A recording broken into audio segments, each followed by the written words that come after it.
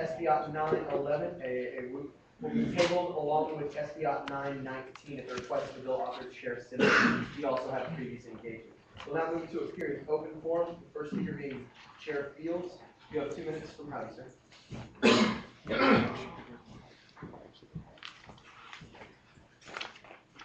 Howdy! Howdy! Wow. Does Michelle call me on down? Does not want to say howdy louder? All right, first things first. Kyle's right. Michelle's not here, obviously. She runs the meetings very well. Kyle will do a good job. Be nice to him. You know, even I'm going to try and shut up a little bit this meeting. So if I don't do it, then you sure as heck better do it. And I've been at Senate a long time. I've been at Senate so long that the clickety-clack of typewriters instead of laptops was just as common as add on the tax. And so I've been in Senate a long time. And I got in the Senate to stop one thing, and that was fee increases. And if you give any amount of concern to the amount of fees that we pay at this university, then you need to really pay attention tonight. Because that's the process that we're going to start. We're going to look at the fee bill, and it's a pretty big deal. Now, Mark Womack and I have gathered some input that's going to help y'all see what some students think about these fees. But I just urge you, if you don't listen during some of the meeting, nobody knows, and I know that you don't sometimes, and I don't either. It's okay. You zone out or whatever. Don't zone out during the fee bill, because the fees are one of the most important things we deal with in the Senate. Like I said, it's the reason I got in the Senate. I know it's the reason a lot of you got in the Senate. Thanks and get him. Yeah. Thank you, sir. Next we have Tyler Reed. Is it Tyler Reed? Tyler Reed? Next we have Jacob. I'm sorry. Oh, and just Senator Tucker made me aware we'll do the pledges and the invocation after open forum. Okay, sir, you have 2 minutes at Howdy. Howdy. My name is Tyler Reed. I'm a 4th year landscape architecture student and graduate of Corps of Cadets. My main concern tonight is the area of the grassy knoll and the new proposal for the Arts and Humanities building. In correspondence with both President Lofton and the architectural project manager, Aubrey Roloff, and after review of the campus master plan, I have noticed a few discrepancies over the design and the plan for the grassy knoll. Ms. Roloff, during an email on October 28th, said, "The project has been put on hold. Once the project is back in design, the actual location may change." Yet President Lofton stated that construction will begin in early 2010. As far as the campus master plan goes, this site plan that they presented in Italian totally undermines the master plan pages 42 and 43. With conflicting information and total undermining of the master plan, my peers and professors are disgruntled over this proposed change. The loss of green space in this area, how insignificant it may seem, will be detrimental to our campus and our students' well-being and hope.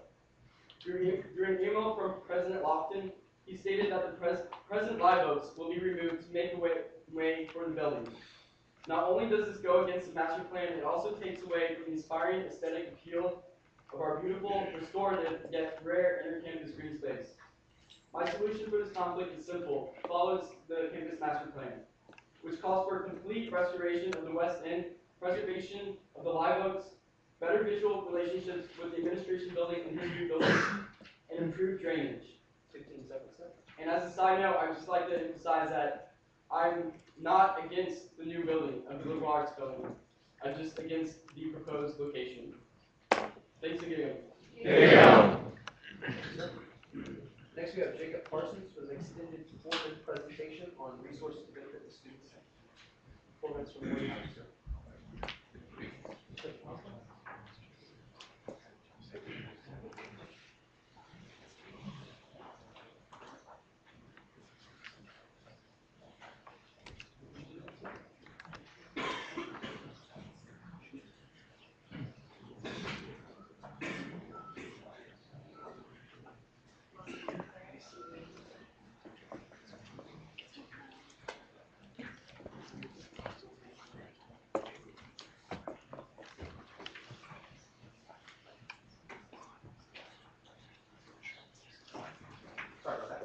performance of the word houses. Howdy. Howdy. My name is James Parsons, I'm the senator for the off-campus caucus. A few months ago, I found this website that offers a really great means of distributing information with groups of people. Its original purpose was to help groups of programs help each other with their respective languages and things like that, but people who made the program expanded it into something we can use for Texas A&M. So what is it? It's questions and answers. I had to tell you something that it looks a lot like, it's like Yahoo Answers, but everybody's seen the silly answers you get on Yahoo Answers. It's hard to filter the good from the bad. That's what this does. It uses the users. It doesn't have competent moderators. You don't have to be on 24/7 watching everything. The users vote the question quality and the answer quality on the vote system. Information is updated constantly. Like I said, people can be on any time of the day. Don't have to register to post a question. You have to register to answer, but if you just want to hop on, ask something about the university, classes, traditions, stuff from our station, you can expand it or contract it as we need to focus it. Next slide.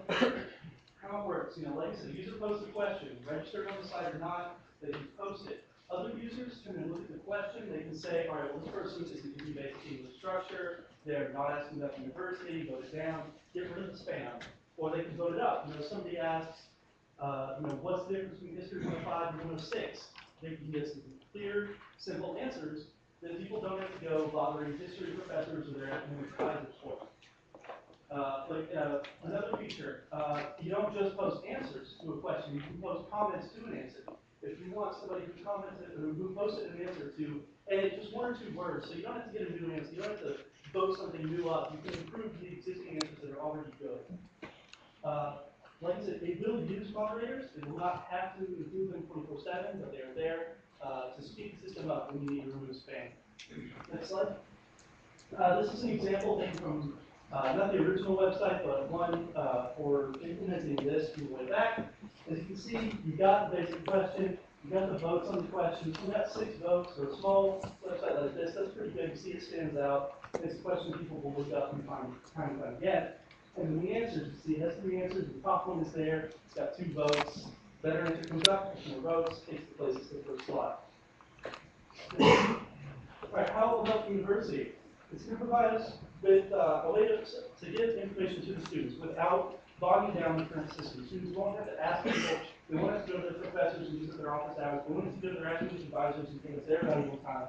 They can get answers when they need them on this website. And other students from the SBA, it can also help us as the student senate. We can get feedback, It's not quite a referendum, but it's a great tool. We can post a question on there. And since we're going to be the ones putting this up, we can have the question be, expanded on the top. Say, hey, all students, we really want your input on this. What do you think? And the students that find answers they agree to can vote them up, so we'll get competing answers from students on questions we have.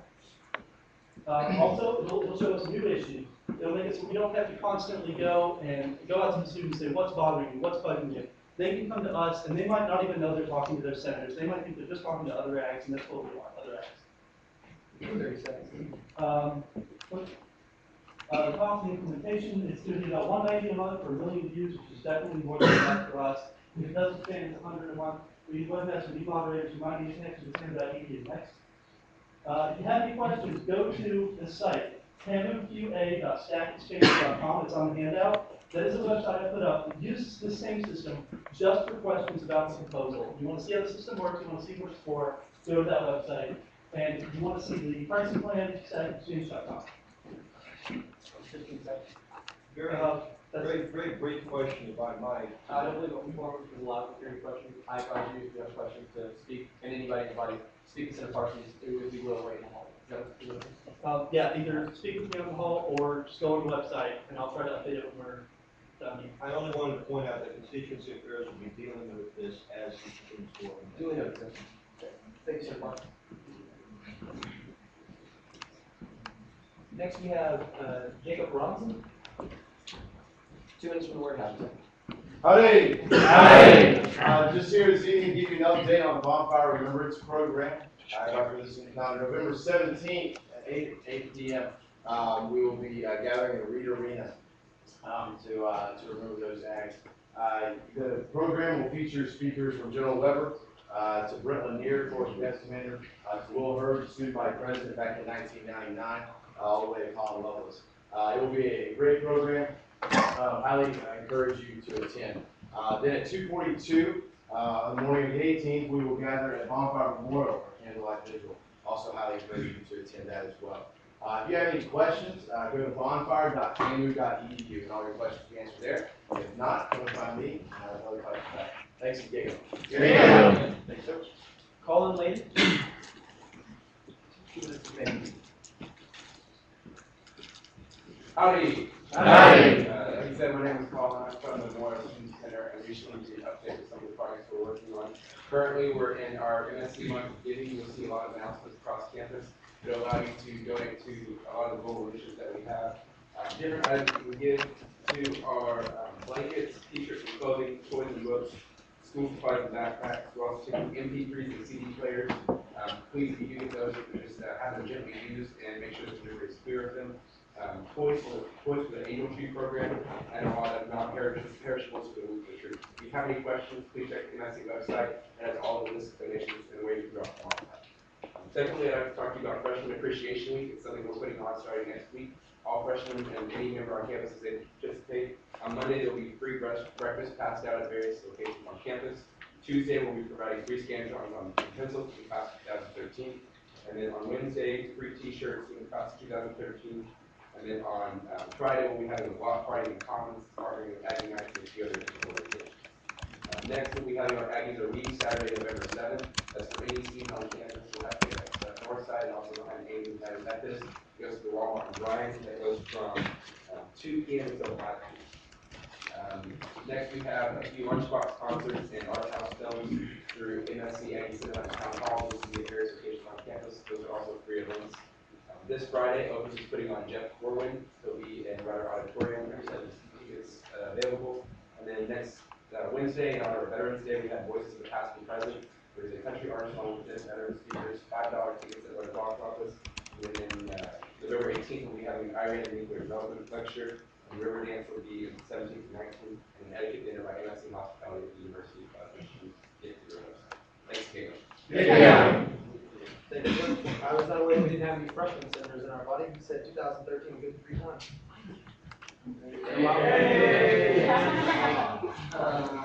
Next we have Colin Label, Army. Oh, excuse me. Next we have Cinder Egebrecht.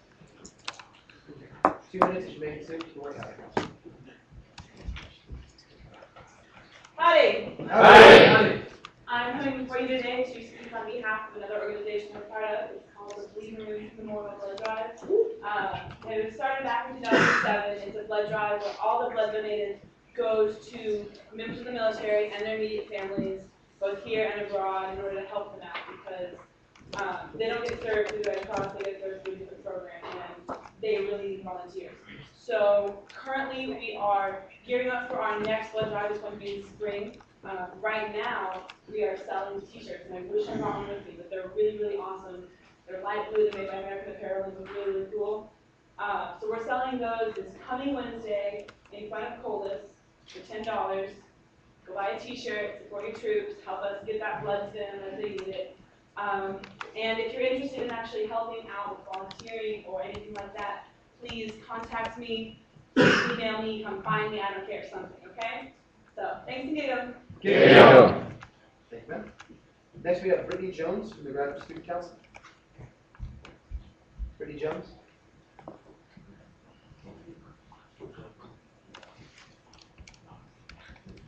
Next we have Hassan Al-Nandi from the Graduate Student Council. Hassan, close enough. And it'll be 6 minutes as you make it soon. If anybody's curious for the extended presentation, 2 of our speakers, they asked them previously, and we didn't fit them in for a special presentation, but they were extended at their request. Thank you, sir. 6 minutes as you make it. Thank you. Howdy. Howdy. It's truly an honor for me to be speaking today in front of you, and I think it's a great opportunity as well to raise the awareness of the Graduate Student Council, what we do on campus. Let me quickly, do I have a clicker or somebody will do it? Okay, great, thanks. Now, an important question that we always are asked is, what is GSC? So this is our long mission statement. However, in simple terms, I'm highlighting only the terms that really matter to me is we work in cooperation with different university stakeholders, different student leaders, to advocate for graduate and professional students and make sure that their needs are met and addressed when campus policies are introduced. Now, our organization structure is as follows. I'm the president, and we have an executive vice president, and 3 vice presidents who report to the executive vice president. We have vice president of finance, vice president of information, vice president of university affairs, and then we have different committees where we do different programs through them. We have legislative affairs, graduate quality of life, marketing and communication, multicultural awards, and then program director. Now, you remember last time when we talked about the student fees, we are finally trying to get a full-time advisor, but we have an advisor who's on a part-time basis is supporting our organization. And when I talk about our constituents, I think you will appreciate more the need for a full-time advisor, which we have been advocating on campus. We also conduct a very important program which is called the Student Research Week, which I'm sure many of you have heard about it, where we do a week of research programs for undergraduate students and graduate students. They get an opportunity to do some research and publish and have the posters shown, and then it follows with different with the SRW awards. Now, who are our constituents? Who are we representing? We are representing over 9,000 graduate and professional students on campus. 37% of them are international students, and in our council, which is similar to the Senate, we have approximately 80 department reps. The way it works in the Graduate Student Council, we have a primary department rep in our council who has privileged voting rights, and then we have several alternates.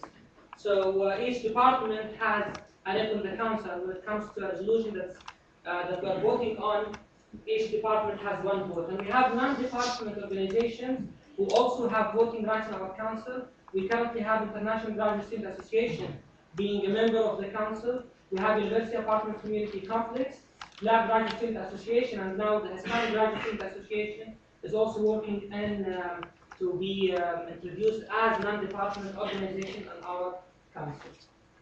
We also have the Chinese Student Scholar Association. It's a liaison status, and they don't have voting rights, but they are in the council. What are we trying to do? We're trying to represent the Graduate Student Council, the graduate students of Texas A&M. We are working always on identifying and discussing the unique needs that are on campus, and I'll touch base on this as a later slide. We're also working on establishing an objective and open communication with all of our constituents, and also work with the university administrators and different stakeholders to always communicate the needs that help the university attract, but not only attract, retain graduate students on campus. And if we all, I'm sure we've all heard about Vision 2020 at one point, and one major component of Vision 2020 is the research roadmap. And when we talk about research, we talk about graduate students, and when we talk about graduate students, we talk about funding the graduate students also bring to our university. And also we provide different social opportunities for the graduate students who always tend to spend most of the time in the lab, so trying to get them away from the labs and to appreciate more our traditions and the great experiences we have in our campus. Now, why GSC? And we've been asked this question, why do we need a Graduate Student Council? Graduate students primarily conduct research, and the business they do on campus is different from the nature of an undergrad. They work on grants, they participate in conferences, they publish papers, they work on the thesis, and with all those different distincting functions they have comes different needs. Also, they teach and grade classes, and then when we talk about this, we have to worry about the type of assistantship that our graduate students have. Are we really getting the graduate students and the quality of graduate students we need on campus? Are we paying them enough? We know that usually graduate students, a large portion of them bring their families, their partners, their spouses, and that also comes with different needs, which is a bit different from the majority of undergraduate students. They are usually or most often held to different standards, and then when we look into the relations that they have with their advisors at their departments. Some departments have reasonable load, others kind of abuse the graduate students, and so we look into the relation the department has with the graduate students, and also we always remind ourselves that graduate students are part of the Aggie family, so what can we do to integrate them more in our bigger Aggie family? And then I just wanted to mention that we bring more funding to the university. What are the major issues we are working on? We are working on university. Okay, we are working on university apartment affordability and safety because large portion of graduate students do live in university apartments. Health insurance options, integration of the students into our campus, their rights and responsibilities, diversity awareness, and their safety around campus, since we're hearing about more incidents that happen in North Gate for the graduate students, especially international students who live in that area. What are the major programs we conduct? We have the Ombudsperson program, which we can talk about it outside if you have any questions. Travel awards, we have $10,000 that we sponsor several graduate students throughout the year to attend conferences that are not sponsored by the departments. We conduct town hall meetings with the president only for exclusively for graduate students. We have our grad camp, which is similar to our fish camp, and also the Student Research Week, wine tasting, GSC banquet, participation in campus programs. And I don't know why I have the town hall presence twice, but that's a title. And then we issue our monthly newsletter that highlights the profile of different successful graduate students on campus. Thank you, sir.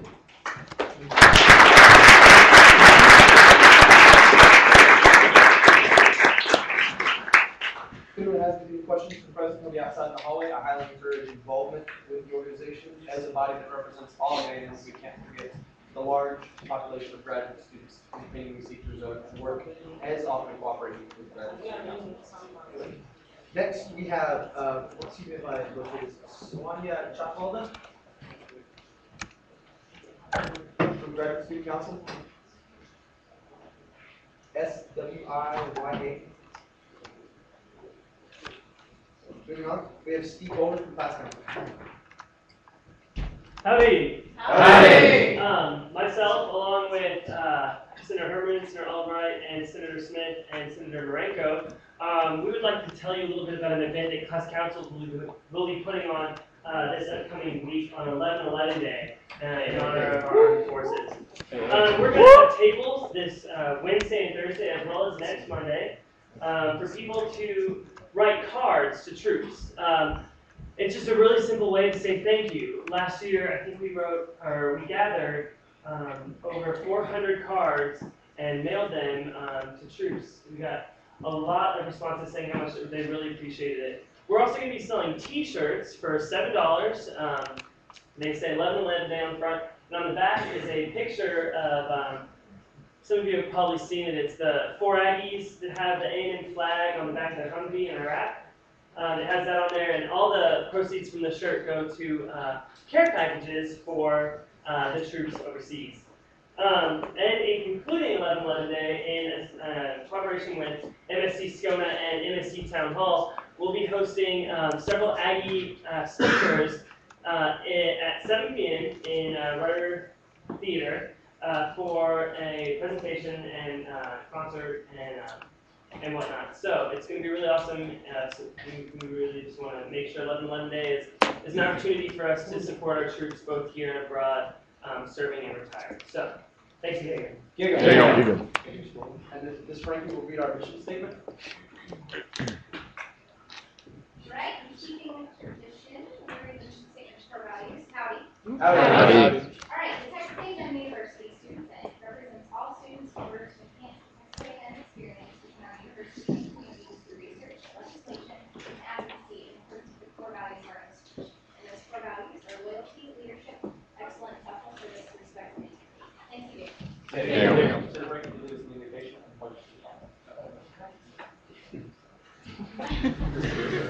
Right, sorry.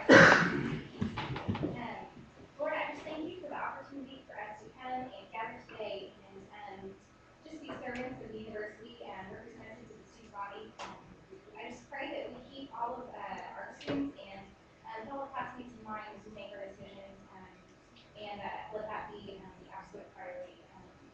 And everything we speak, every vote that we make today, thank you again for this opportunity and for just this great honor to be here. Amen.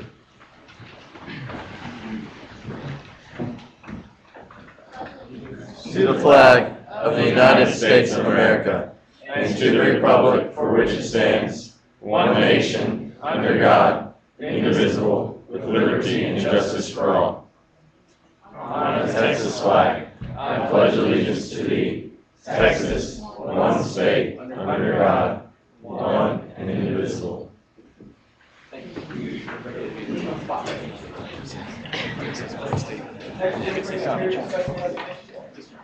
Remind everybody here, special presentation, your laptops closed, and I'd like to thank you for your cooperation and for your support. Show your respect to our speakers.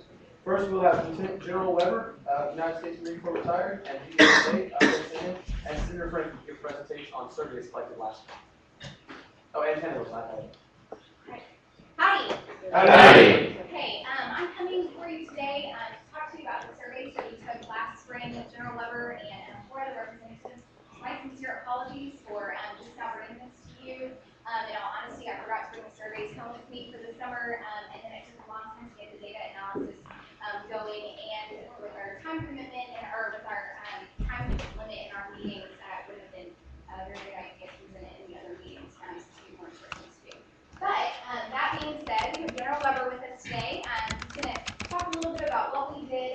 Basically, last semester in May, there were 5 representatives that went to visit different dining facilities on campus and just talked with students. We collected over 300 surveys and just kind of found out what students thought about student senate, student government.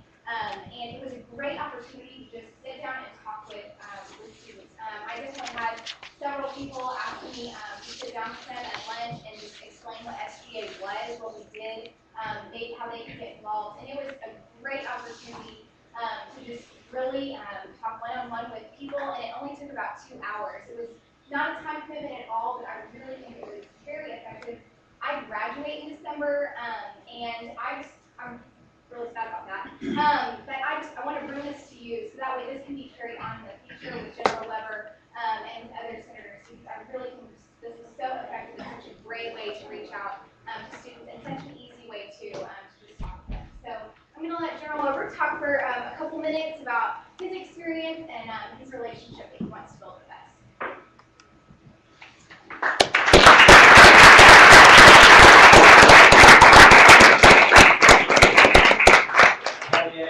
Howdy. Mr. Speaker, Pro Tem, Senator Franklin, thank you for allowing me the opportunity to address this distinguished body. One of the things that the Senate, at least the time I've been here, and I think in the past has always been concerned about, is the lines of communication. Your lines of communication with the rest of the students on this campus. And I think that's something that you struggle with. You don't always find a solution to it, but we talk about it a lot, and I think this initiative that last year, and I did absolutely nothing to drive a golf cart. I piled 5 stickers, I think, on the back of that golf course, we rode all over the campus. And I think what they did was, instead of just talking the talk, they walked the walk. And I know the information technology and electronic means of communication are absolutely fantastic and much needed in this environment that you're in. But everybody out there is starving for human interaction. And for you to be able to get out face-to-face, eyeball to eyeball with some of the students, very, very effective. I do that. I try to get out there, and I'm running on the campus at noon or in my golf cart. I stop by and visit with the Walton Warriors in Proctor, and I stop by the Sam Pit at Hart Hall, and all the other places to try to. That's where you find out when you take a few minutes to sit down with the students and let them tell you what you want. So I applaud what the senators did, and I know you're very busy, but anytime you can get out there face-to-face with the students, you really do. They know we have a student government, a student senate that cares. They're making the effort to come out here and pull it out of us. And again, know you're always very busy, but I think you're on the right track. I remain proud of each and every one of your individual accomplishments, and more so proud of each and every one of your commitment to each other, the students of Texas A&M and our beloved Texas A&M University. And I look forward to serving you, working with you. Gig 'em and beat the hell out of Colorado. All right, well, my role in this process was just to perform an unbiased analysis of the data. I'm an applied math major, I like statistics. And just before we go into the data here real quick, I was satisfied with the sample size, and the sampling was sufficiently random that I think we do have statistically valid results here. So we're just going to run through in order. There's a lot of analyses to present real quick, and any ranges you see are a projection of the general student population. That's why I didn't just give one number, because that would have been of our sample. These are projections of what we think the general student population falls within these ranges. So first of all, are you familiar with the purpose of Student Senate? That's a pretty important thing for students to be aware of. Between 37 and 48%. Obviously needs to be higher. I was actually kind of impressed with that number though. And I think we can definitely get that easily up into 70% by the end of this year. Next question, please. How often do or have you received information about Student Senate from its members? And there's an interesting analysis I did with this in a minute, but just here you can see basically 1 to 2 times was predominant. Next slide, please. Now, we asked the question, would you like to receive more information about Student Senate? Oh, thank you. Okay, would you like to receive more information about Student Senate? And if so, how? And this is the result, and I'm terribly sorry, it's kind of blurred out on the results here. But how would you like to receive your updates and your information about the Student Senate? And in order, those are email, flyers, sandwich boards, student organizations, Facebook/Twitter, and listservs. So email, clearly the winner, that's how students prefer to be contacted. Next slide, please. Do you know who your student senator is? This is one that concerns me. Just below 12% to 19% of students actually can name one of their student senators. And each student has, somewhere in the range of probably 6 to 20 senators that represent them. So that we need to fix. Next slide, please. Have you been contacted by one of your senators about their actions in the Senate? In other words, are we seeking input on how we vote? 4 to 10% answered yes. So 4 to 10, well, I'm sorry, 6%, 7% answered yes. So 4 to 10% of students get contacted by us regarding our day-to-day operations here. Next slide, please. This is a great one. I'm glad we asked this question. Do you think it would be beneficial for the student body president to release a monthly newsletter outlining the action that we have taken in student government? 94 to 97% of students think that's a great idea. So that may be something worth looking into. Next question, please. This is where I got to do some fun analyses here in a minute. This is basically a customer satisfaction distribution with how we are doing. And you can see there, I know we have the mean and variance and all that, but about 5 to 7.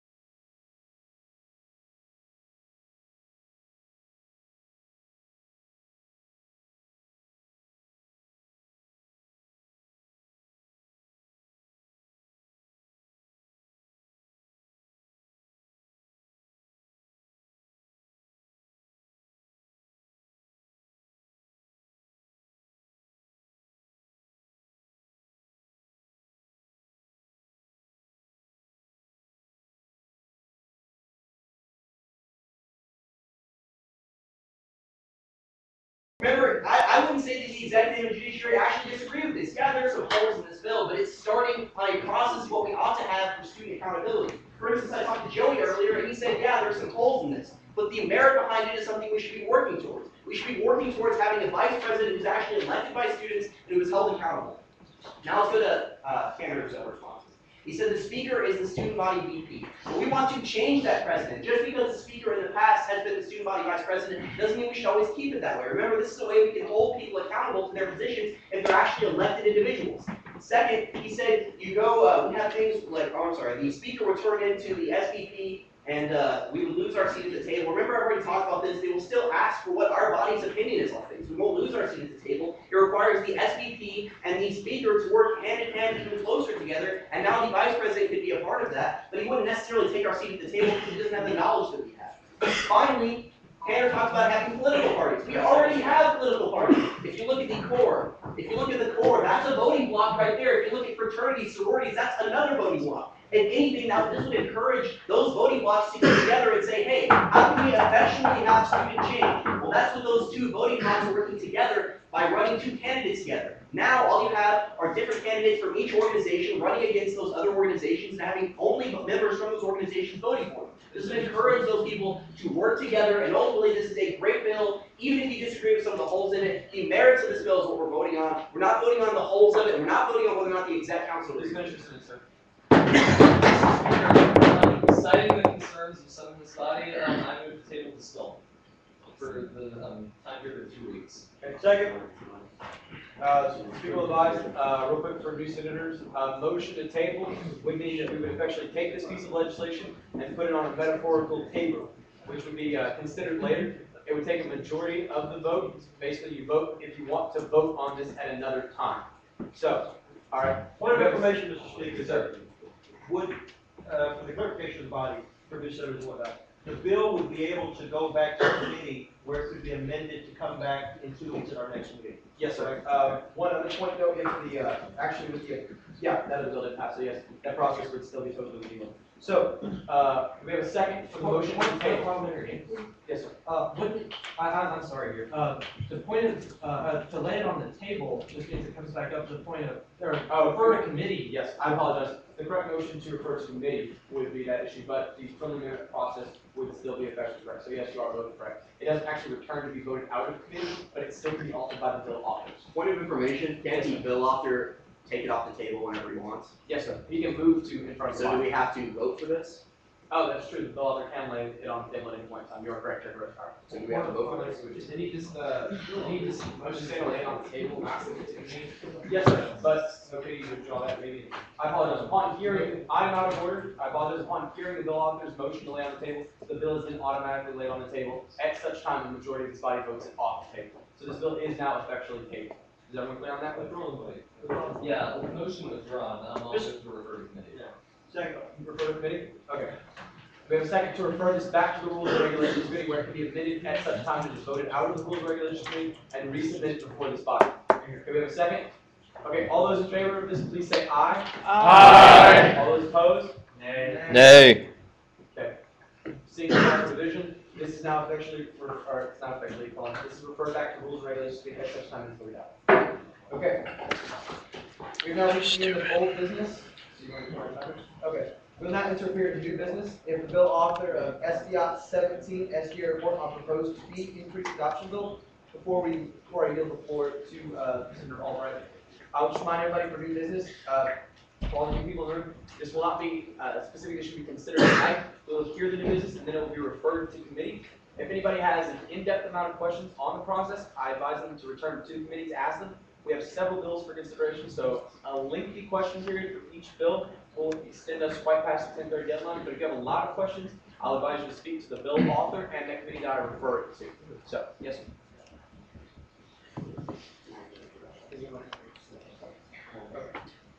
Okay. And the format will be 5 minutes and 5 minutes question and answer period.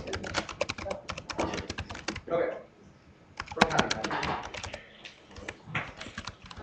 Howdy. Okay, howdy. Howdy.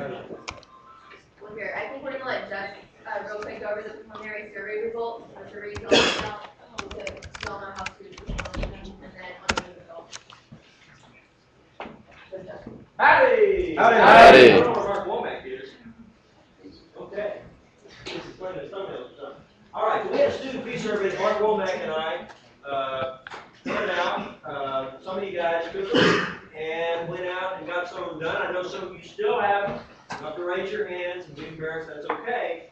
I want you to know, before I show you this, you can still get them done, okay? Until early next week, probably Monday, maybe Tuesday.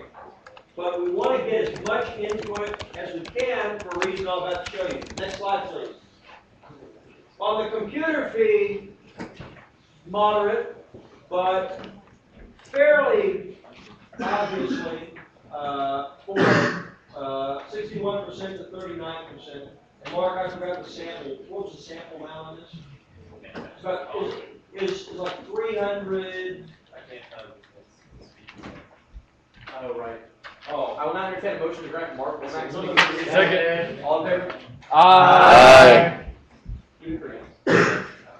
The votes for this particular part, 184, 115 against. So that's 295. Yeah, so about 300 people, which is more than 1.5%, but like you said, we'll get more if we can. So pretty honest with this. Next slide, please. Now, this is where it gets interesting, the library fee.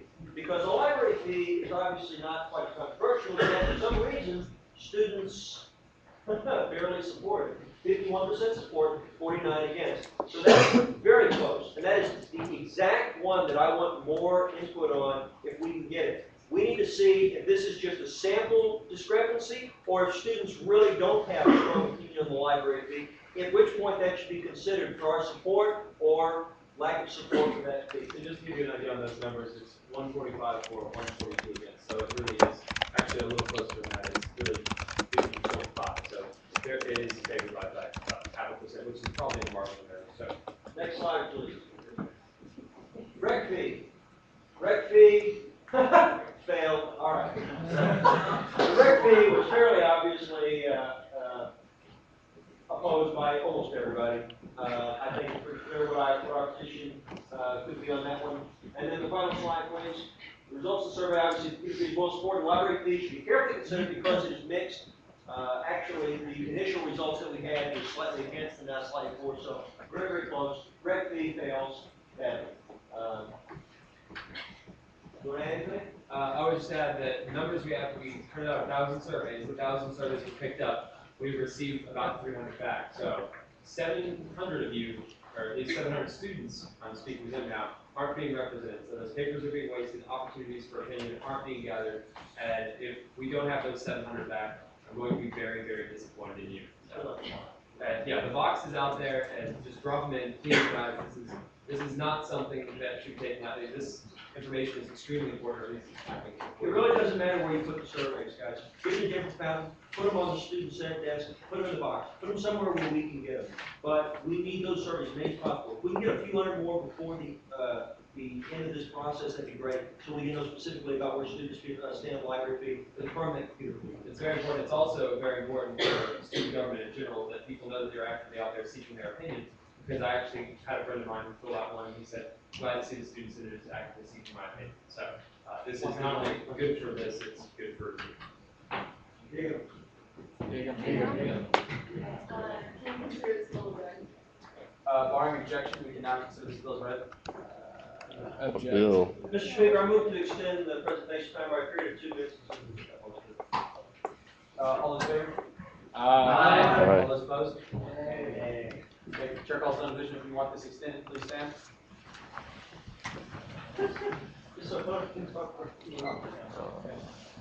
I would advise that it would probably be in the best interest of the presentation to conclude such time that we can be informed before we revert to committee. Seeing a lack, question and answer will remain for another 40, or the presentation period will conclude in 50 seconds.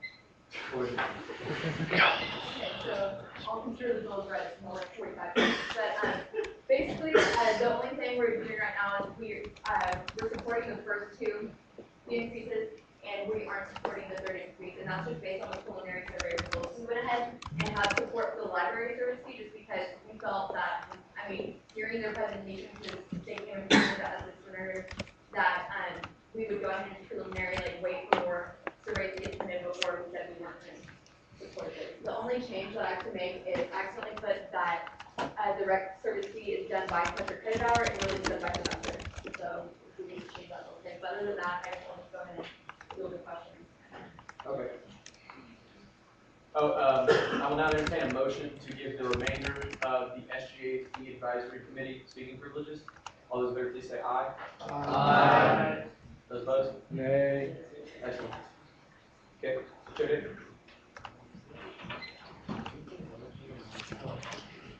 No, I was. Okay.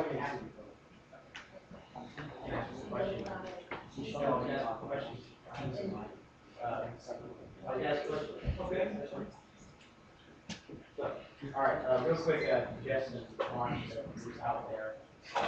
Anyways, in regards to your research that you did for the library fee and for the tech fee, you said you want to receive 300. Now, is there, and I was going to ask, is there any means to, at what point would we officially close the survey and it's done? Because frankly, I think that the dividing line, what was the numbers for the tech fee? The tech fee is 61.30. But the actual number. I think 184 and 115, so by separation of like 55%, that's a top, yes, right.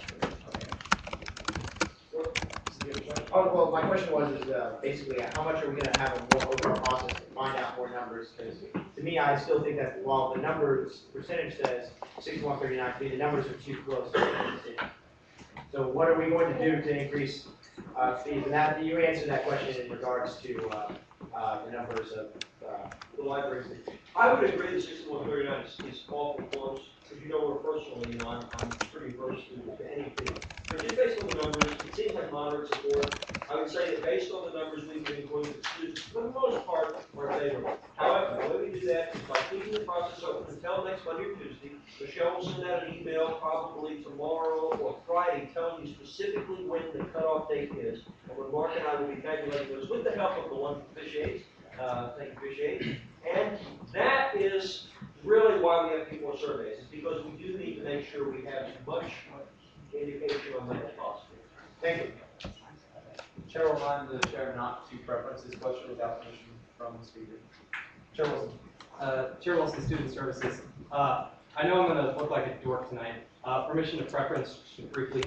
Okay, for what it's worth, 185 out of about 300 is extremely statistically significant. But that relates to my question, because can you send me the numbers so I can actually get us whether it's statistically yes or no? That's just my question. You got 50,000. Thanks. Well, I'll say that the Tanner said P value. When Tanner said P value, I kind of, my eyes rolled back into the back of my head. I recall the softball class that I taught in life. I don't know that Mark and I have, I'm sure we have the ability to do that. I don't know that, I know I can't do it off the top of my head. I have to go look up how to do it. If you want to help us do it, but, I mean, I think that once, that's, well, okay, you got PI calculator. Hey, you want to do that? I'm not sure off the top of my head how to do it, honestly. But I think that once we get to about 500 or 600 people, I know that the margin of error for a survey, about 450 or 500, it's going to be between like 4 and 6 percentage points, maybe something like that. So, you know, I mean, we're fairly certain that something's got a 20% gap, obviously. But, if you want to look at the p-value, I would love to. Just send it to me. Thank you. With a minute and a half, Senator Bell. Permission to preface. Director. Oh yeah, I was actually in the class with Jess, I think he missed that day. Anyway, going on, the library fee, I was actually kind of, I'm usually against fee increases, you know, starting out with, and then I heard that we were 27th in the nation on a library, and actually number 2 in Texas, only TU. So, is there any way that when we give the surveys, we could give a little info to the people right before they take it, like, or maybe at least hand those little presentation packets that we all got before we got our presentation over? Is there anything being done for that, or are we just saying, hey, are you for more library or less library? What's being done there? I guess it's just whatever, you know, that's in your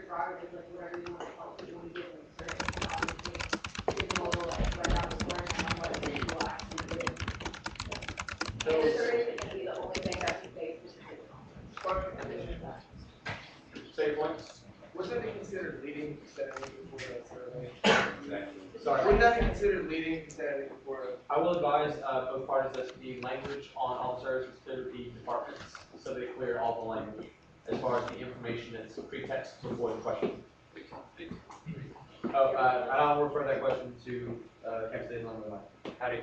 Just to give a background of how those questions were developed, the phrasing of the questions, i.e. the way we worded it, not the specific language, but the setup of every single one of those questions was vetted by the Department of Student Life, and they have PhDs in this kind of thing, and they're the ones we used last time.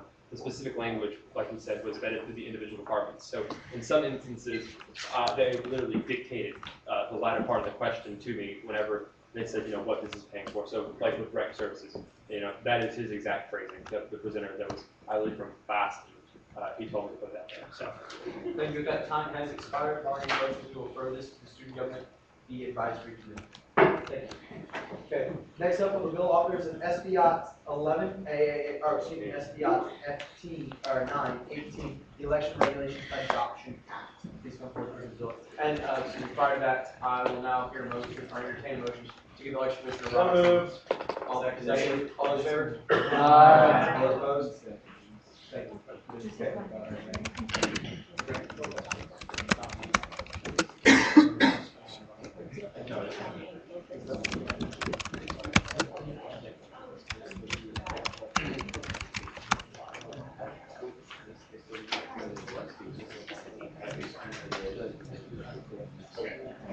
Howdy. Howdy. Alright, I was kind of hoping for a little bit more time than 5 minutes, but I'll do the best I can with this. I guess we can just go ahead and jump right in, if you don't mind going to the next slide. Amending the regulations, I went through a process. I sat here a few months ago and promised each and every one of you, the new senators, you were here, that I would be as transparent as possible. And these election regulations would not be mine, they would not be my perception, they would not be my opinion of that of the student body. So with that, I kind of developed a process to gather opinions of the student body. I went to individual students, advisors, students not involved in SGA, students involved in SGA, and just asked them what they thought about the election, or about elections on campus. From there, I developed 7 main concerns that students had. And that's dates of campaign, the length of the campaign process, replacing the elected SVP in the event that he or she steps down, fairness of elections regarding write-in candidates, better regulation of endorsements and a defined endorsement process, the effectiveness and cost of off-campus campaigning and campaign budgets. I took these, you go ahead and go to the next one, right? I mean, probably easier if I just I took these 7 concerns to a roundtable discussion. I invited, this was an open discussion. I sent invitations out to, as you can see here, student leaders, past candidates and campaigners, both successful and unsuccessful, advisors and representatives of student groups not on the election commission's jurisdiction, such as Greek Life, the Corps, the Battalion, numerous other student organizations. I left it open. I said, please bring whoever you want. This is for the student body. 25 students and advisors came to discuss the topics in this manner. 15 minutes where I presented the issues, and then I opened the floor for any additional issues that I didn't already find. An hour small group discussion, and that was everybody there was broken up into 3 different groups. The 3 groups were led by devil's advocates, Joy Reid, Mike Simmons, and former election commissioner Zach Johnson, while myself and my director of administration kind of floated around groups and groups, listening to different opinions. These devil's advocates proposed the issues and concerns that students had, and kind of try to alleviate groupthink situations and make sure that everyone was staying on track. After that, we presented all the issues to the group as a whole, and got the opinions of individuals, not just the group opinions. The findings. What I found in my roundtable discussion was that there were 3 issues that had unanimous support and were agreed upon by every single group, and those were moving the election date forward before spring break, condensing the campaign and election process to 2 weeks, and eliminating off-campus campaigning. Everybody at the roundtable discussion agreed on those 3 topics. Everybody at the roundtable also agreed on the next 2, but were unable to provide a solution. and that's regulating the endorsement process. There we go. People agree that there should be regulation, however, there's no viable option how to do that, and oversight of write-in candidates. Like I said, everyone agreed that should be done, there's just no solution provided. The groups were not uniform in their opinions of budgets. 2 groups agreed on lowering the budget of SVP and Yellow candidates, while another thought the budgets were fine as is. And then also replacement of SVP vacancy was just all over the place. Second? More possible? Make a motion to extend. 5 minutes. Okay, motion heard, properly second. All those in favor, say aye. Aye. All those opposed? Okay. Question. Okay. Now we're gonna get into the changes, and what I took from the roundtable, what I took from individual student opinion, I directly applied that to the election regulations. This is a reflection of what people presented to me, not myself. The spring general elections filing for office shall be on the first Monday of February. Basically, the process before, there's 5 weeks between the end of filing and the start of campaigning. This condenses it down with the moving of the election dates to 3 weeks instead of 5, or 3.5, I'm sorry.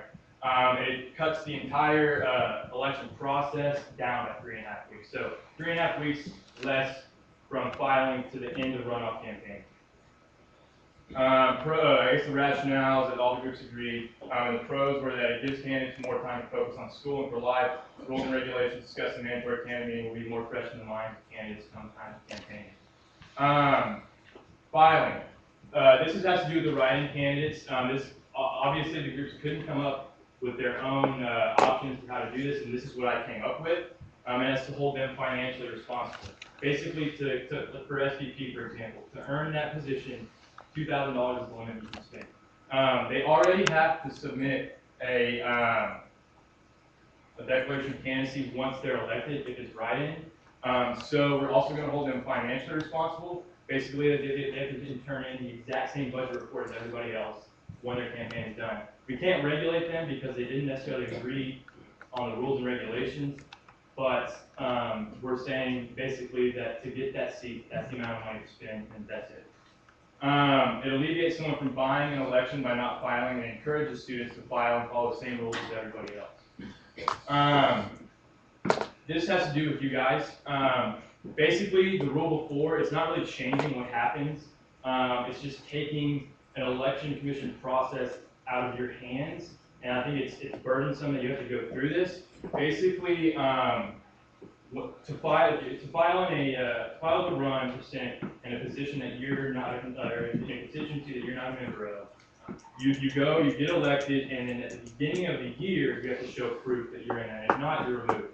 Basically, this changes that to where you show both the Senate Internal Affairs Committee and myself that you have proof that you're going to be in that constituency in the fall, or in the next session.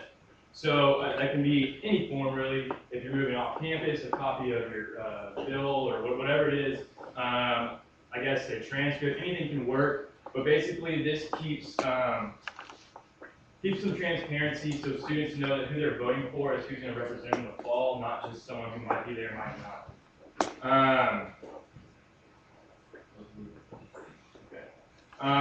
This is also in campaign. The first day of spring general campaign will begin at 12 midnight on the Wednesday that is 3 weeks before spring break. Basically, we're moving all the elections up before spring break. They'll be done the Wednesday before spring break starts. And we're also going to, and you'll see in a later edition, we're also condensing it from 3 weeks to 2 weeks. Both of these were supported unanimously at the small group roundtable. And then these were also supported by numerous students who came and spoke to me or who I sought after. The pros are this allows extra time for transitions, makes available more student senate meetings for approval of executive appointments. Marks spring break is the end of campaigning, so students come back to a normal campus. Gives candidates, campaigners spring break to rest and focus on the academic part of it instead of their student service part of it. And gives the elected SVP more time to pick her team, and for Yellier transitions, it helps out as well. What's important is that this rule change in no way alters when a newly elected SVP takes office. It just moves the process of election up. This is the same thing, it's just the runoff campaigning part of it. Basically, we're taking a day off of runoff campaigning, or we're moving it before spring break as well. Basically, it just becomes monotonous And looking at election results, there's really no shift from one of the candidates in the runoff to another, and voter turnout dropped significantly. So really, the process itself kind of drains out, and really, it's better to have it shorter because there's really not a shift in from one candidate to the other. This is just to make sure you all are still paying attention. Did you see that? It says vote now. Yeah, a little election. Anyway. I get like 5 more. Okay, I'll try to finish up. This is, okay, during the pre-campaign period, because it's a 2-week timeline, basically that would only give one set of Monday and Tuesday for candidates to go speak to organizations. What this rule does is it allows the Monday and Tuesday before the start of campaigning for the candidates only to go speak to organizations. So they still get that the second Monday and Tuesday, but it's candidates only. No member of their campaign team or managers can go speak, just them. This is the outdoor student-driven debate. It's really, I'll go into other rules because I'm short on time right now. No candidate may distribute any food, beverage, or this includes the distribution of candy. This has been enforced for years, it's just never specifically been in the regulations. And the election, or the concessions permits that we use really don't allow for it anyways. So it just makes sense that it's in there. No signs or other campaign materials may be posted or displayed on private property not owned or rented by the candidate. This includes privately owned residents and businesses. Off-campus campaigning can stay as long as it's spoken word, but we're not gonna have signs, we're not gonna have banners off campus. This was almost the most, I guess, salient issue to students regarding elections. They don't want it off campus. They don't. It's annoying. It really, from what I hear from people, is that it's hard to get away from campaigning during those weeks when it's off campus. Only humans may be at a campaign place. Just so Reveille is not there. It was enforced last year. I really didn't mean to. Motion to extend Q&A by a period of 3 minutes. Chairman advised this is presentation time, but we are at 9 minutes and 32 seconds. This is only the first reading of a bill that will be discussed in committee and voted upon at a later time. I'd be more than happy to send this slideshow and send the election regulations to anybody. My email is jacobLopez3@gmail.com. If you just want to send me an email, I can forward you exactly this where it breaks down. Could we have that emailed out over the Senate? Emailed out over the Senate. Okay, and I'll send this as well, which kind of breaks down the rationale behind each rule and breaks down pros and what exactly will it do. So I guess with that, I'll send that to Kyle and we can have it start to look at my slideshow, kind of funny, and the actual regulations itself. So thank you all very much. Now is a period of question and answer time for 5 minutes. Senator Bowen. Scott Bowen, engineering. Really quickly, were there any important points you think might have been things we would be especially interested or want to ask questions about right now that you maybe didn't get a chance to get around to? I get the endorsement process is one of the stuff on your screen right now. Basically, endorsements have never been outlined and never been enforced. And this is a way to set up specific regulations that don't, like, I guess, impede on the organization's rights to endorse, their rights as an organization. Basically, what will happen is the candidates will get from me an endorsement form, take that to an organization they want to endorse them. The organization would then vote on whether or not they want to support that candidate. If they get the 2/3 majority, that's signed off by the chief student leader and the advisor, they give that to me, that organization can endorse. But the difference is that no organization who has any or all of its elections run by the election commissioner can endorse any candidate. And if they so choose to, or send out an email if something's done, then they're going to be removed from the election commission's jurisdiction for 1 calendar year.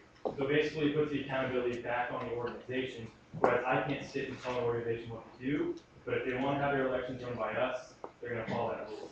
And then for organizations that do not have their elections run by the election commission, if they break any endorsement rule, if they endorse a candidate during voting, then we're not going to allow them to endorse a candidate for 1 calendar year. So it puts the accountability back on them as well. The big thing with that also is that no individual student acting on their own behalf will ever be subject to organizational endorsement regulations.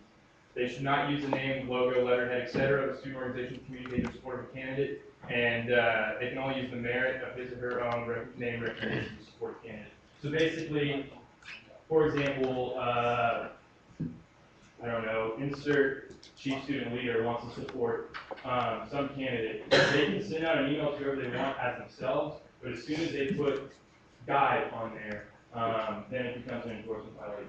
So, Thank you. Chair Fields. Just as constituency affairs, you talk about off-campus campaigning as something that students don't want, but is not off-campus campaigning fundamentally part of the freedom that we as the SGA strive to give candidates? I don't know that SGA strives to give candidates off-campus campaigning. From what I've heard, and I'm sorry to cut off your question, but from what I've heard from students from those groups is that it's an annoyance and that it's impossible to get away from campaigning during those times. The process and the red tape that candidates have to go through to even get that authorized is a waste of money, it's a waste of time, and with the timeline condensed in 2 weeks, that's something that candidates don't need to deal with. Also, I'll go back to that slide.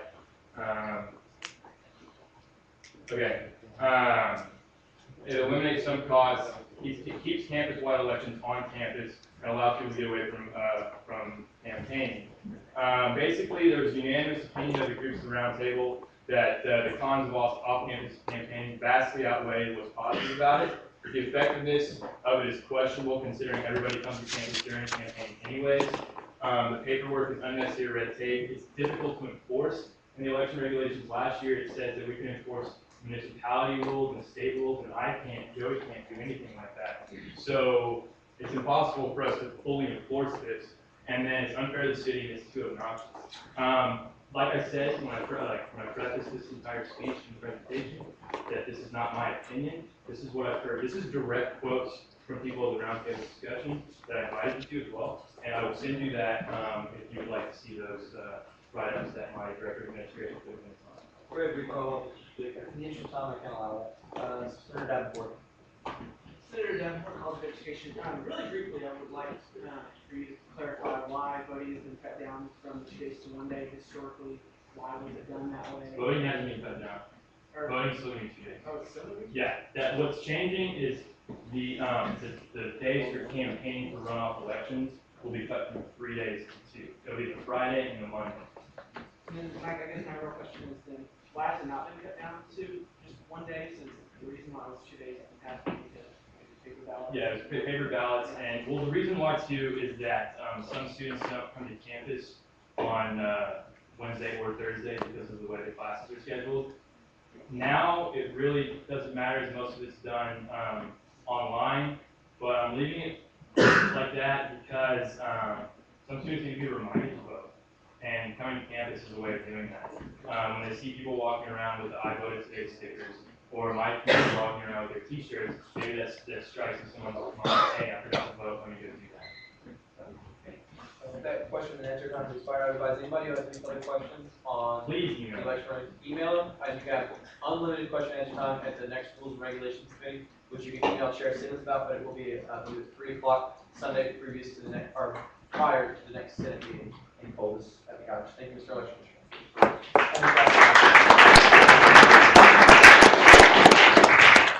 And further bill to the Rules and Regulations Committee. Mr. Speaker, in the interest of time, I'm going to amend the agenda and the bylaws somewhat. I'm not entirely sure how to do this, but I can do this. Whereby we limit presentation time and question and answer time on the remaining bills, so that we might be able to get out by 10:30 to the early extension for this meeting. And I would leave that up to the preference of the chair, but I would move to do that. I would advise the body that we can get through this under the current 5 minute method, as long as you just apply to use our time. If I see it at crunch time, I would entertain a motion to strike the rules, but I don't see it direct need for that at this time, as long as we're wise with the remaining hours from minutes that we have. Or excuse me, 45 minutes. Thank you. 45 minutes, and we have six bills left with 10 minutes apiece, we're not gonna be able to. I will now entertain a motion to strike the rules and create a presentation period of 3 minutes with following question and answer period of 5 minutes. All those in favor? Aye. Those opposed? Nay. Be advised, the new presentation time is 3 minutes, this question and answer time remains 5 minutes. Okay, well now, that bill officer SB 920, the report of the bill, please come forward and take the vote. Okay, howdy. If you could please bring up the spreadsheet that I sent you. Be excited because this may be the only R&R bill you've ever seen me on. This was an idea that I had last year. We did, for new senators, or if this is your first session, every session we have to apportion the seats for the next session. And after seeing it done once, all the bickering about, well, who's not represented correctly, who is, how many freshman seats do we need? I was like, we need a process so that this is the same every single year. We can't spend all that time bickering over it. So this is what I came up with. I'll consider it as read. And Mike is also on this, but he couldn't be here tonight. So anyway, basically, here's how it is. 76 seats total, okay? Speaker is one of those, so we have a 75 seat body, so it's not even, so we should be fine. 2 of those seats are freshmen. Done deal, forever. Unless we change it in the future. But just a 7 and then, so that gives us 74 remaining seats. This is how it was done in Old Army. Take those 74 remaining seats, split them 37 residency academic. Each caucus automatically gets 2 reserved seats. Put those aside for a second, keep those in your mind. That gives us 17 remaining seats in academics because there are 10 caucuses, so 20 reserved seats. 17 remaining seats in academics, 27 remaining seats in residency, okay? We apportion those based on the percentage of students that are in those caucuses. So if 10.2% of students live on North Side, 10.2% of the remaining seats, rounded obviously, go to that caucus. And we're going to put a provision there to take care of any rounding error, don't worry about that. So then basically what you have is those remaining seats, 17 and 27 apportioned directly based on representation, plus the 2 reserve seats. The 2 reserve seats are to make sure that no caucus ever goes below 2. And that's how it is. Here are the numbers. Mike got these numbers from the office of, I'm sorry, I can't remember, one of the campus offices. He got numbers for everything except North Side, South Side, UA, and Core. Those are estimates, okay? This is just a projection on what might happen with the numbers under this system, okay? You'll see total number of seats, that would be the total number of seats under this system. Current seats is what we have right now, and then the difference. So not really any major changes, which is good, because I don't want to fundamentally change the way we're distributed in here. I just want it to be the same every time, so that we don't have to bicker back and forth on, well, but this this is such and such percent, this is such and such percent. It shouldn't be an issue. We proportion by a rule like any representative body does. So that's what this is. These are the numbers as I see them. Not a whole lot of changes. North side, core, south side picking up the seat, and then science, mathematics, general studies, and architecture picking up the seat. Nothing major. Nobody gains more than a seat. So anyways, yeah, that's it. I have no questions. Okay. 5 minutes for starting questions. Sheffield. Yes, Mr. Pierce. Okay, just gaining a seat here and there. But you mentioned off-campus was in 3 seats. Yeah. So, and it says on there 1.67. So where's the sense in that, adding a campus? I mean, is that just because we think there's value in having more on campus? I mean, what's the reason behind it? It's proportional. That's what, okay, I want to say this. We did not have any idea what the numbers would be. We set the system first, and then we saw what the effect would be, okay? We set the rules first, and then we apportioned the seats. And the numbers as we ran them show that that off-campus would lose 3 seats out of what, 22? I don't remember. Something like that. Because that's what the proportion says. Because I don't think currently we have an equal number between residency and academic anyways. For point of information, Mr. Speaker, is there not, I mean, although off-campus has, in order to be proportional for 4 seats, for North Side and South Side, Mr. Speaker, would not the population have to be something like 7 or 8? Can you direct this to me? I'll direct this to a back end. Okay, yes, the system is a slightly skewed proportionality because we take those 2 reserved seats and we put them aside. If you look at, I hate to use this, using, say, any bicameral legislature that has, say, a Senate and a representation body, it is slightly skewed proportionality, that's a standard thing. And this is kind of the same thing. We're taking 2 seats for each caucus and we're reserving those. And then what we have left over, we proportion based on proportionality. And the 2 is because that's a minimum that a caucus can have to do its job. And we do have some that don't gain a seat under the proportionality. Any other questions? Chair, any other questions? Okay, seeing none, I'll apologize. Yeah. Oh, I apologize. I apologize, Senator Smith. Smith Engineering, you said that it's proportional, but with those 2 seats, it automatically goes off the proportions. Right. You've already said that. Yeah. But then how are you neglecting, you're giving more seats to certain colleges, which is, that doesn't make sense, but you know. Right, okay, I can answer that, because yes, that's a problem, and that's a problem with any representative body, especially if it's bicameral, like I said, it's always a skewed proportionality. But it's, A, it's slight, and B, the reason we have the 2 reserved seats is because every caucus, for a number of reasons, needs a minimum of 2 seats, so we set that. And then we say, okay, from here, these are the seats we have left over. These we're gonna, you know, and so that, I mean, it's a compromise between the 2 evils. If that helps. It's a very slight skew. It's not much. Chair Grosvenor? Chair Grosvenor Corporation. Would it be possible to do like a different kind of method for both housing and for like academics? For instance, housing should be completely based off proportionality, right? Whereas academics has smaller caucuses like, let's say at Geosciences, it has 800 members where they need 2 seats at the table. Whereas a smaller caucus, or I'm sorry, like housing caucuses should be based off I'm not going to proportionality. answer that because of the time limit. I don't think so. And because the reason you have to have a minimum of 2 is to represent the unique. This is any body that has an equal number of seats per caucus. Is because each caucus has its own very unique and specific requirements. The core has very unique requirements compared to off-campus, just as a student in vet med has very unique requirements in business. So that's why we take those seats and we set them aside.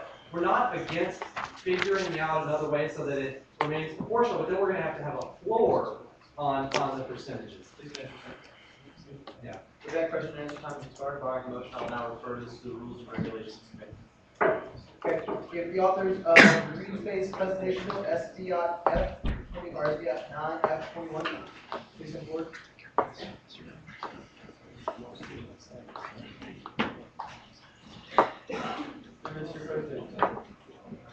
Howdy. Howdy. So this next bill is the preservation of green space bill, and basically what this is about the humanities and arts building that is currently slated to be built on the grassy knoll in central campus, like between the oceanography tower and near the library. So I wish I had a map up here, but I'm going to try to keep this brief because there are so many bills. Basically, it didn't occur to me when I read the original article where this was going to be, but I quickly saw an outpouring of support for keeping this green space the way it is because of how important it is to people, how good of a thoroughfare it is for people trying to get from different places on campus, and if you've seen pictures of the building, how it's not a great looking building. I mean, from the pictures on the architectural website, now that can be fixed, but there are just a lot of problems with this the way it is. And so far, the Facebook group that was started less than a week ago has already gotten 3,581 members, and that is a huge outpouring of support. So we're just bringing this up so that we can have this discussion and bring it to the attention of the administrators that the students do not support the construction of that building. Thank you. Questions for the President Shinabo? Senator Holtzman. Just a quick question. You said the Facebook group has 3,578 already? Okay, like what is the Facebook group? The Facebook group is called Save Our Grassy Knoll. Tyler Reed over there is the one who started it. And it basically just talks about like how important it is to people who are just walking through there or just need a place to relax, how important part of our campus it is. Senator Pulliam. Senator Pulliam, Coles. Senator Bowen, I was just wondering, there's this master plan for campus where we put the buildings, kind of in the future what we should do. So why are we waiting until just now to address this issue, since there's obviously this campus master plan with a map in it where the buildings are? Oh, because it's not in the master plan. I forgot to talk about that. If you look at the map where it shows where all of the buildings are going to be built in the master plan, it's not there. This is the first time the administration has talked about building this building was in that battalion article last week. Point of information. Fair point. So the building itself isn't in the master plan. Correct. So it makes sense that it wouldn't be outlined where it's located in the master plan. That would be correct. Exactly. Okay. Senator Buck. It's my understanding that Beats Up Liberal Arts program is part of Vision 2020 as well. We understand that it's better to have the liberal arts more in the central heart of campus. Do you have a better location that we could put it in the heart of campus for a liberal arts building? That would go inside with our Vision 2020 plan. I know that you guys feel you don't like that. Is there another spot in the heart that you do like? Well, there are several options, and what this bill actually encourages the administration to look at all of the options. You could look at increasing the size of current buildings. You could look at filling some empty buildings. You have a couple of those. And there are also places on West Campus, perhaps, even on different parts of campus. There is a lot of space that we're not using. And so the question that still raises is, why are we taking this space, this really important space? Senator Strickland. Scott, what administration you got with / are going with the voting still? I haven't met with any yet. I do intend in committee to do a lot of research with them, and hopefully we'll do this with administrators before we bring this up. Any other questions? Seeing none, I will refer this bill to the Student Services Committee. Okay. If you just stay right here. SB Oct 09, fall 22, the Executive Bylaw Transparency Act. 3 minutes. Oh,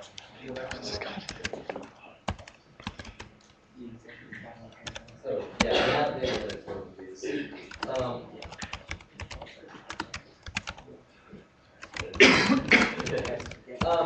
Okay, basically, what this bill does is, this is another act of the Senate. This is a statute that will say that it will require two things whenever a change is made to the executive bylaws. It will require the student body president to send the text of the change to the speaker and the rules and regulations chair here.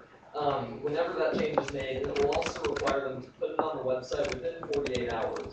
And so that's one thing. The other thing is, within a certain amount of time from then, this still says 20 days, but I have a feeling we're probably going to change that in the committee because of just some loopholes.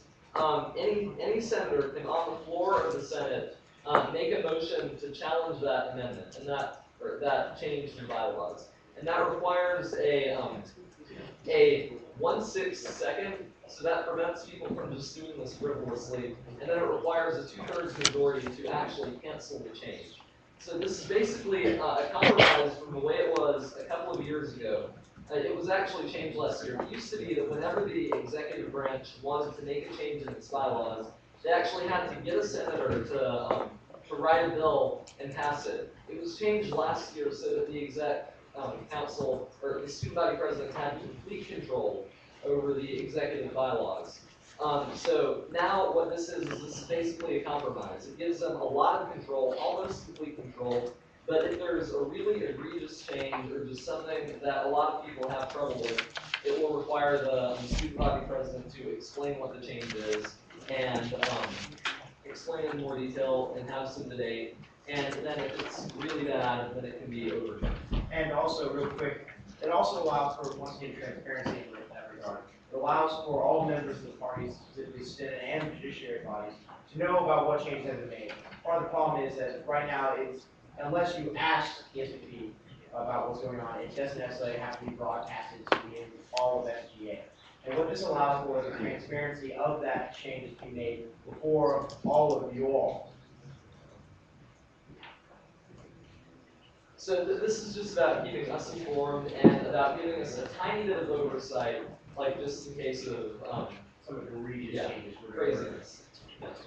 And that's about all we have for that. Any questions for the bill operation? Any questions? Seeing none, I'll now refer this to rules and regulations. Okay. Will the author of SBI 09F23, the Official Court Bylaw Transparency Act, please come forward and present your bill. Give permission to our house. This is basically the exact same bill, except timing replace exec with judicial court, and that's it. Any questions for this one? All right, I would have been a little concerned if there were questions for this one. Okay, seeing no questions. Okay, I'll now refer this to the rules and regulations. Okay. And finally, will the author of SBI 09F24, the Executive Committee Referendum Neutrality Act, please present your bill. Sorry, you have 3 minutes from the moment to say hi. Howdy. This last bill, again, I'm going to keep it kind of short. This basically says that committees of the executive branch cannot take positions in student referendums, and they basically just have to stay out of the whole thing. So, I included some examples of things they cannot do, but they're not exclusive. Basically, they cannot take a position, they cannot advocate, they cannot spend money, or even educate. They just have to stay completely out. This, as committees, this does not prevent the members of the committees from voting or taking positions or even advocating. But as a committee, they cannot do that. And the student body president will be responsible for enforcing that. Yes.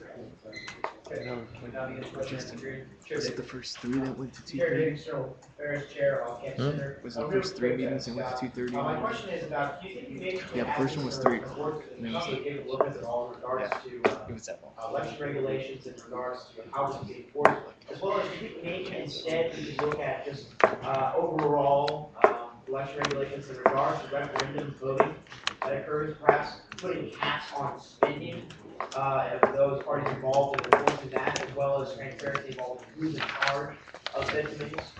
Well, what you're talking about is creating political action committees for student referendums, and I don't think that's a good idea.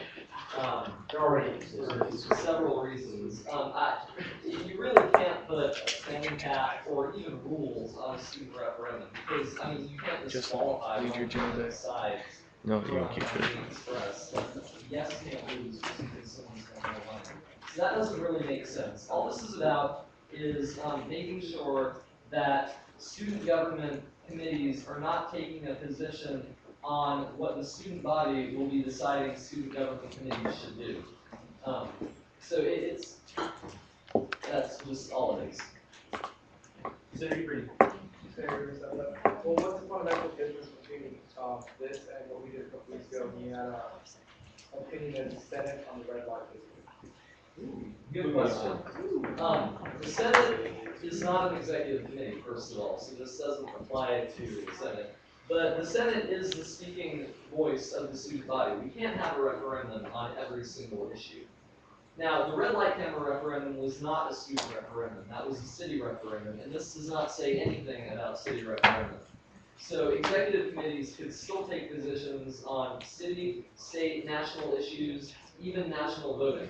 All this says is that when you have a student referendum, like the concealed carry handgun referendum last semester, or the MSC referendum, or the upcoming green fee referendum, student government cannot take a position on those before referendum. In the interest of time, and that's not. Senator Horn off campus, why did you not include the Senate? Because the Senate, like the job of the Senate is to take positions The job of the Senate is the job of the Senate to represent students. Yes, by taking positions on issues that they believe are representative of the students. The Senate should not take a position on an issue that is going to be on the ballot for students. So why not include it in this bill? Just in order, sir. SVP Lovelace. President Lovelace. How do you feel the inclusion of particularly education and group discussion in this involvement plays into the committee's First Amendment rights to the freedom of speech and to peaceably assemble?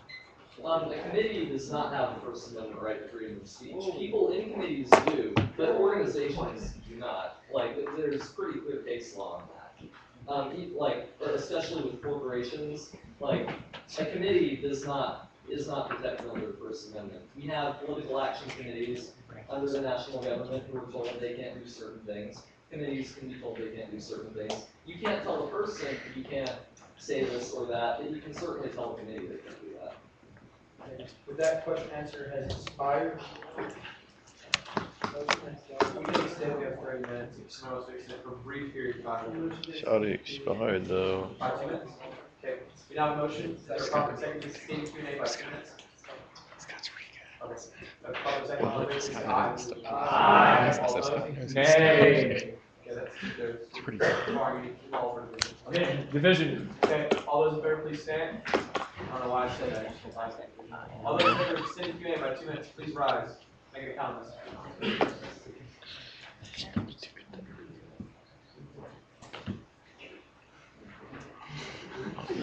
Thank you for the stipulations, gentlemen.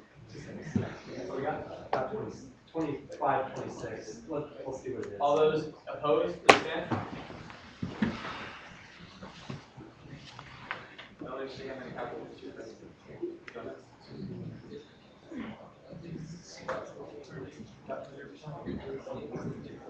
failed. That's failed. That motion fails. Question and answer time has expired. Okay. I'll now refer this to rules and regulations. Okay. With that, we'll have into a period of open session. Are there any items to consider for open session placed in the Senator Hebron? Do you have a piece of legislation? Sorry, point. Oh, that number, that was SB 09F24. Actually, I haven't been in business. Oh, I'll add it, Scott. Just the authors on this one, it's. Hey. For sake of relevancy and speed, if there are any other items for open session, please come down to the front, present. Camera. And you can be generally aware of the total count, so that I know. Okay. For those who aren't aware of what open session does, it's a period where bills that are not currently on the agenda can be placed on the agenda.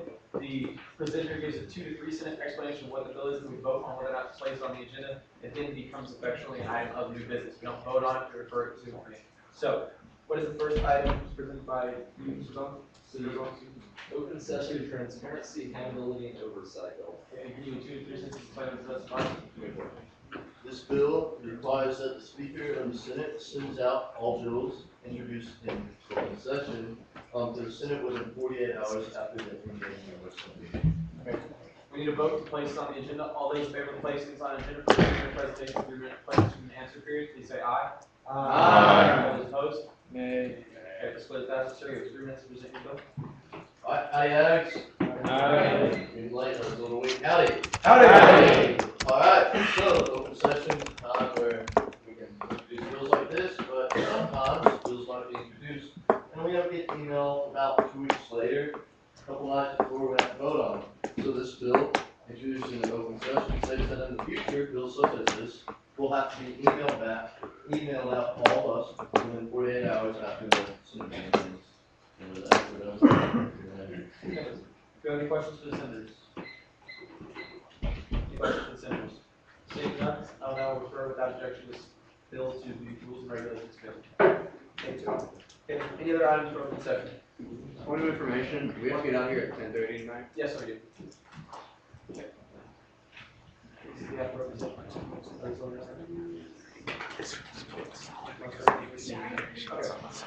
Howdy. Howdy. The bill that I have that I would like to put on the agenda is about anti-discrimination policy. Okay.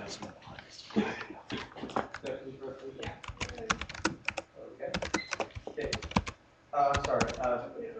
Put it on the agenda. Okay, I apologize. Okay. The presentation is made with 2 to 3 minute explanation of why this bill should be placed on the agenda. All those in favor of placing on the agenda section making new business, please signal by saying aye. Aye. All those opposed? Okay, thank you. This will now be new business. You may start your presentation. The reason we have the bill coming up is because there are different anti-discrimination policies within the